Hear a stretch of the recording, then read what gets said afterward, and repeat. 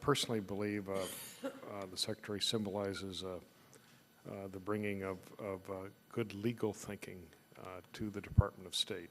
And one of the things I think we need to see is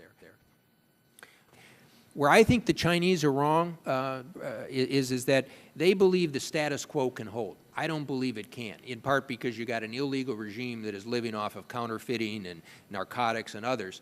And one of the differences that we've had is to say, look, in our own self-interest, we have to protect our country. We can't allow people to counterfeit, use money laundering, narcotics. And I think as one does those things, it's going to even force a choice more for the North Korean regime.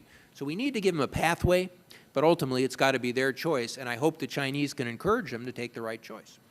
As we go down the list, I'm going to be pretty tight on time. Aside from dealing with Islamic political radicalism and terrorism, how we deal with China's growing influence is probably the central question of the 21st century for U.S. diplomacy. We need to try to make progress in the short term while building a foundation for our long-term interests and cooperation. Good afternoon, everybody. I'm joined here by Undersecretary Adams. Offending measures, and even the 2% renminbi appreciation. We will continue to evaluate whether or not real progress is being made. And at some point, you know, we could have a different outcome here. But given the state of play right now, we think we've made the right interpretation. We are arguing that the Japanese government is trying to talk down the Japanese.